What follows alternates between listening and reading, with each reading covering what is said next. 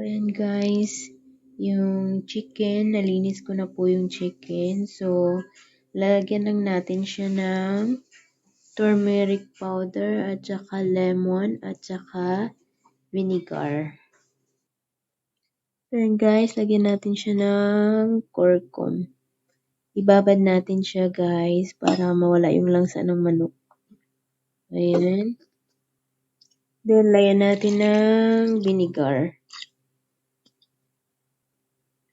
Tapos, yan guys, lagyan natin ng lemon. Then, pagkatapos guys, imimix na natin yung ating manok at saka yung mga ano niya. Ilagay natin. Pang ano yun siya guys, para mawala sa langsa ng manok. And guys, tapos ko na siyang i-mix. Sit aside muna natin siya guys, mga 15 minutes. Then, i-wash natin siya. Then, i-marinate na naman natin siya ng ano niya. Next marinate na ulit mga.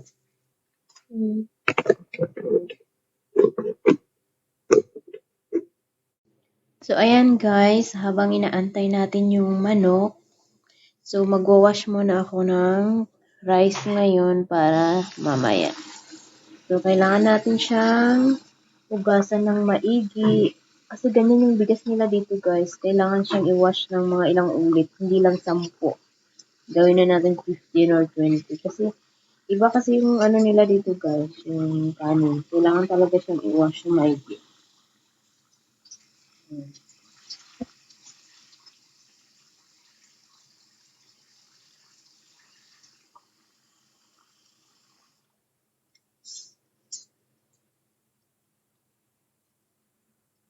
Okay. Change natin yung tubig ulit.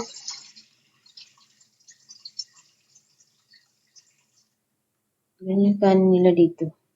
Yung bigas nila dito, kailangan mong hugasan ng mga ilang ulit.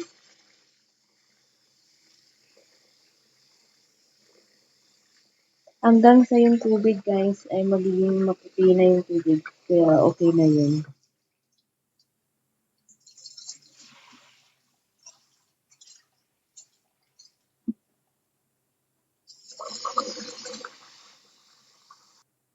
So ayan na guys, malinis na yung tubig kaya okay na siya guys. Pwede na siya. Ibabad muna natin ulit yan mamaya. At saka guys, hugasan ko na rin yung manok kasi mga done na siya mga 15 minutes. So need na natin siyang i-wash.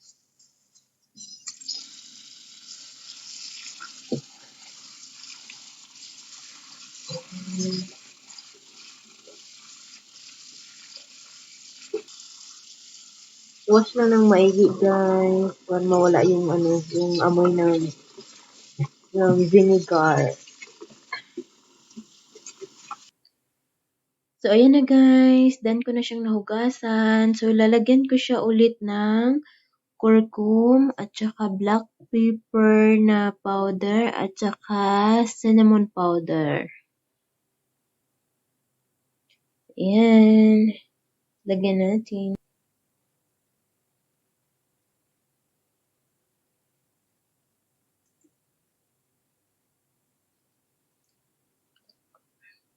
Ayan guys, imimix na ulit natin.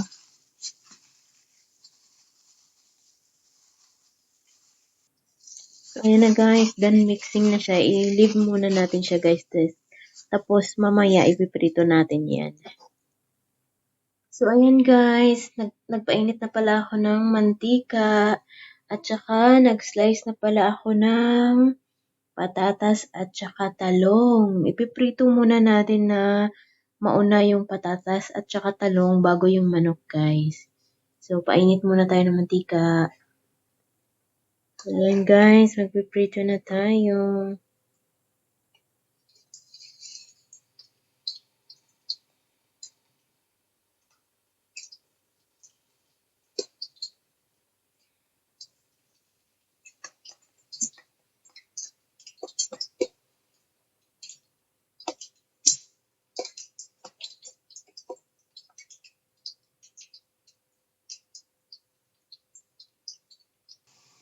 So, ayan guys, okay na siya. Tanggalin na natin. Ganyan lang siya ka-brown guys. Pwede na siya.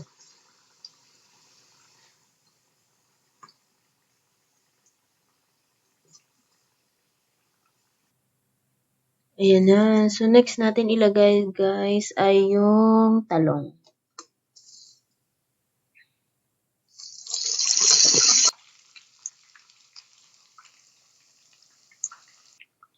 So, ayan na, guys. Pwede na natin siyang tanggalin.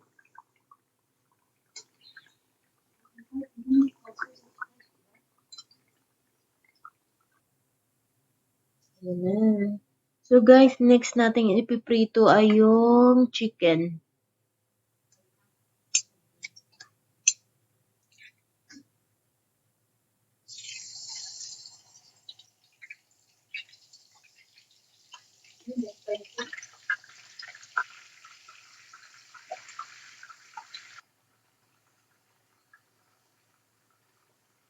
Ayan, guys, nilagay ko na siya lahat.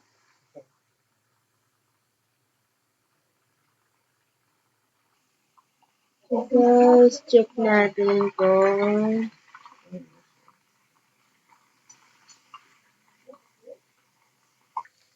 so, ayan, guys. Okay na siya, guys. Pwede na natin tanggalin.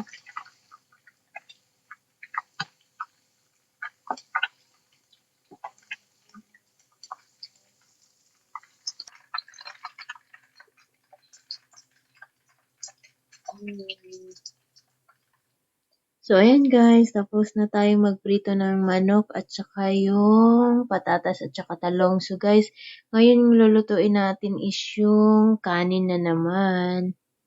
So, ayan guys, magpapainit ako ng tubig. Then, lalagyan natin ng mantika at saka asin. Antayin natin kumulo guys, then nilalagay natin yung kanin. Lutuin natin siya ng half cook lang mamaya. Ayan guys, habang nag-aantay ako na kumulo yung tubig guys. So, nagpapainit na ako ng isang kaldero na may mantika para magisa na tayo guys. Para wala maubos ng oras natin. Ayan guys, lagay na natin yung onion.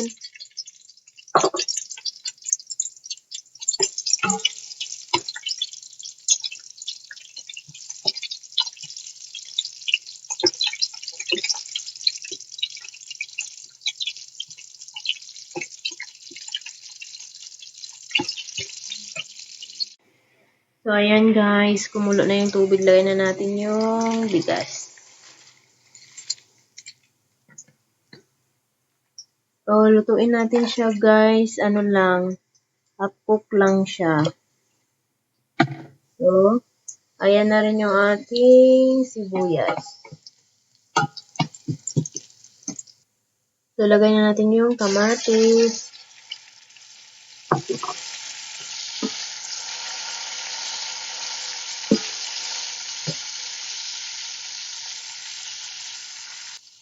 So, lagyan natin siya guys ng Maggi cube. Tapos, yung tinatawag nilang bahar dito. Bahar. At saka turmeric powder. At saka black pepper. Then, lagyan natin siya ng salt. Then, mix lang natin.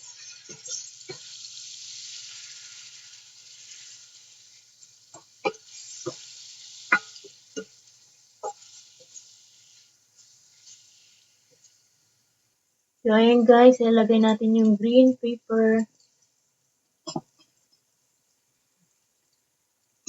Ayan.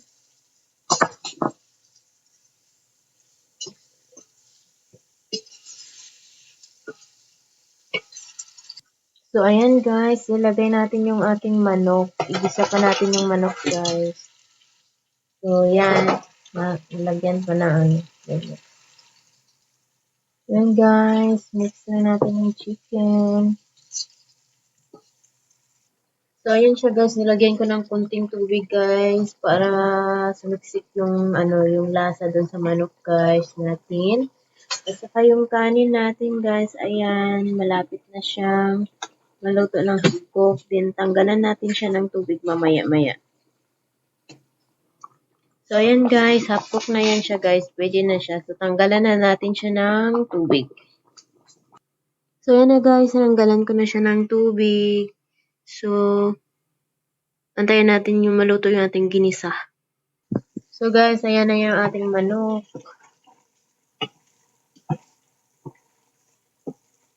Uy, nangyari. Ayan guys. Antayin nating matuyo siya konti. At saka natin ilagay yung patatas at saka talong.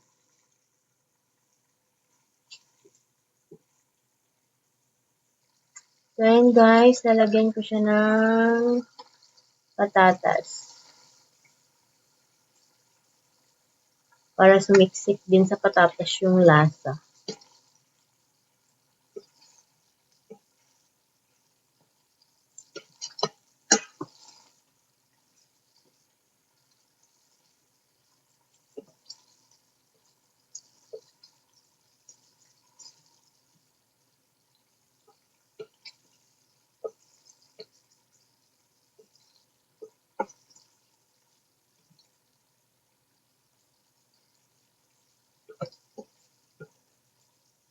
So ilagay ko na lang lahat ng gulay.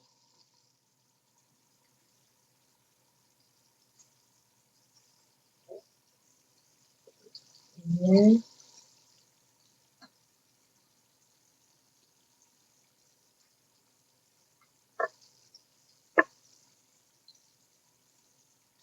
Ilagay na lang natin lahat. Ilagay natin sa taas, ipatong ng lahat natin yung ating mga gulay, talong, patatas, saka pag may sobra din na green pepper.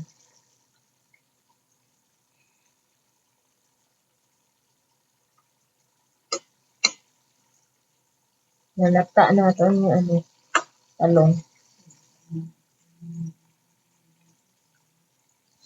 Okay guys.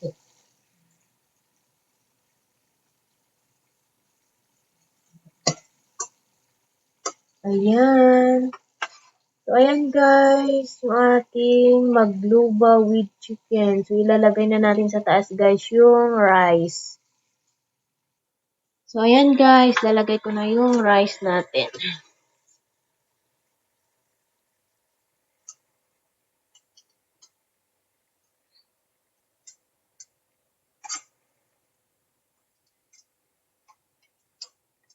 Ganyan yung magluba nila dito na may talong, patatas at saka yung chicken. So, ganyan na siya guys. Patong lang natin yan.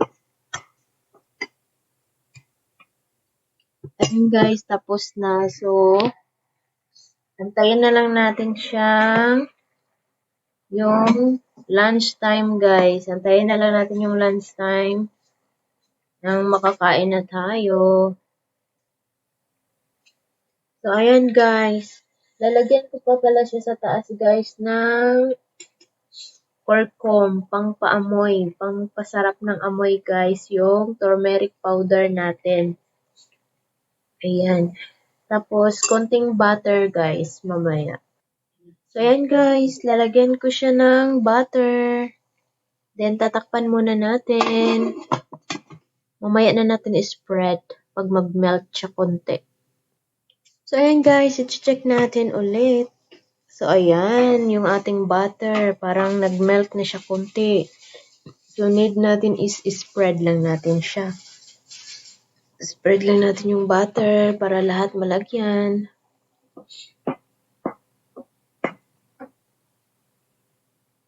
Yeah, guys, yung curcum kasi guys, curcum kasi tawag nila yan dito. Yung turmeric kasi guys, yan siya, pangpasarap ng amoy. Yan, gustong-gusto kasi nila yung yung kanin, amoy curcum. Kasi naka siya. Parang ganado ka kumain. Yun ata. So, and guys, done na. Wait ko na lang yung lunchtime. Mamaya guys. Then, so ayan muna, takpan muna natin. Hanggang sa mag 2 o'clock na dito guys. So ayan na guys, ilalagay na namin siya dito sa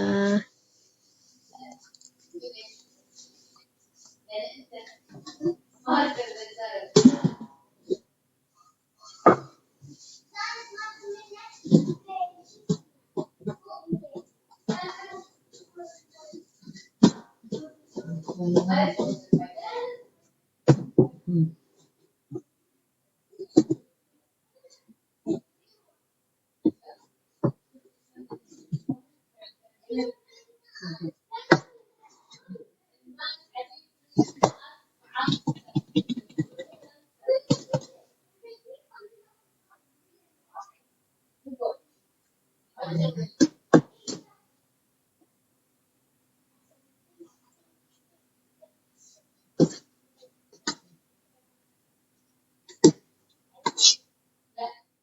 guys, ayan na siya.